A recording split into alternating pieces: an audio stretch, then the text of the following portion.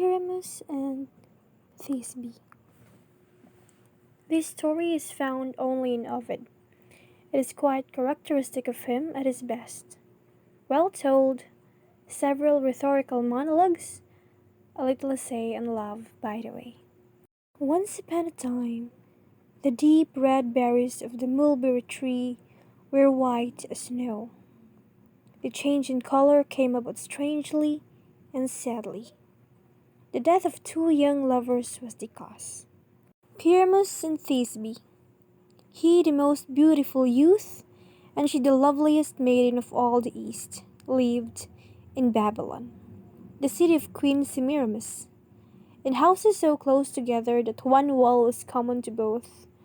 Growing up thus side by side, they learned to love each other. They longed to marry, but their parents forbade.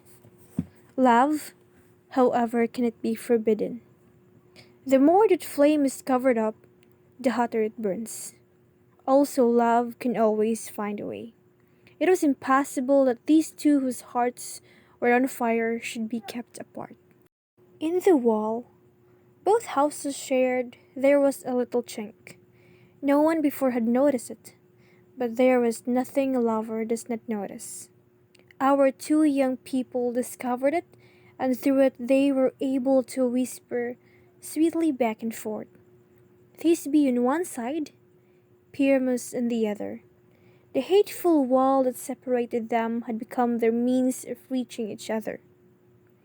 But for you we could touch, kiss, they would say. But at least you let us speak together. You give a passage for loving words to reach loving ears. We are not ungrateful. So they would talk, and as night came on and they must apart, each would press on the wall kisses that could not go through to the lips on the other side. Every morning, when the dawn had put out the stars and the sun's rays had dried the hoarfrost on the grass, they would steal to the crack and, standing there, no other words of burning love and now lament their hard fate, but always in softest whispers.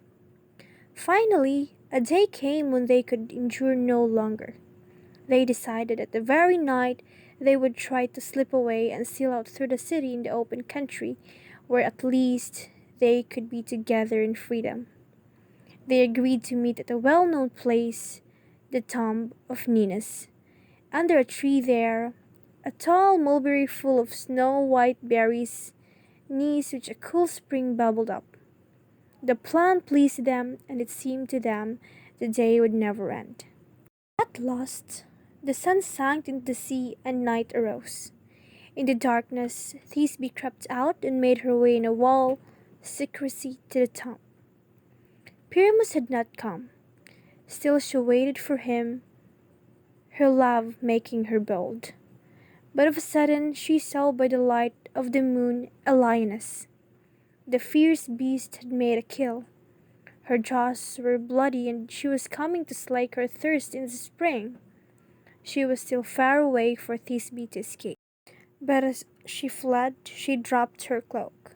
The lioness came upon it on her way back to her lair, and she mounted it and tore it before disappearing into the woods.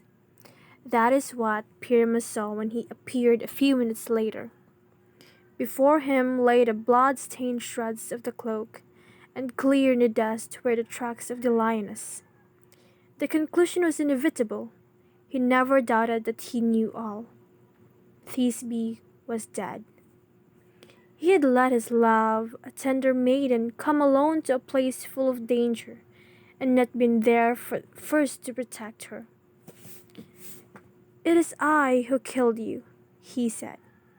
He lifted up from the trampled dust what was left of the cloak, and kissing it again and again, carried it to the mulberry tree.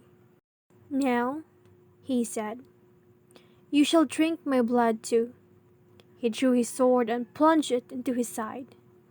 The blood spurted up over the berries and dyed them a dark red. Thisbe, although terrified of the lioness, was still more afraid to fail her lover. She ventured to go back to the tree of the tryst, the mulberry with a shining white fruit.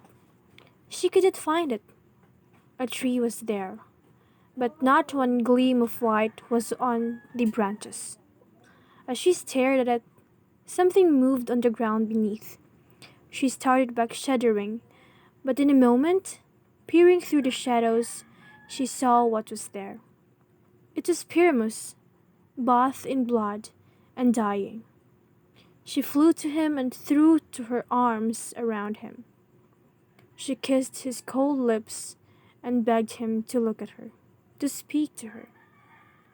"It is I, your thisbe, your dearest," she cried to him. At the sound of her name, he opened his heavy eyes for one look. Then death closed them. She saw his sword fallen from his hand, and beside it her cloak stained and torn. She understood all. "Your own hand killed you," she said, "and your love for me. I, too, can be brave. I, too, can love. Only death would have had the power to separate us. It shall not have that power now." She plunged into her heart the sword that was still wet with his life's blood. The gods were pitiful at the end, and the lovers' parents too. The deep red fruit of the mulberry is the everlasting memorial of these true lovers, and one holds the ashes of the two whom not even death could part.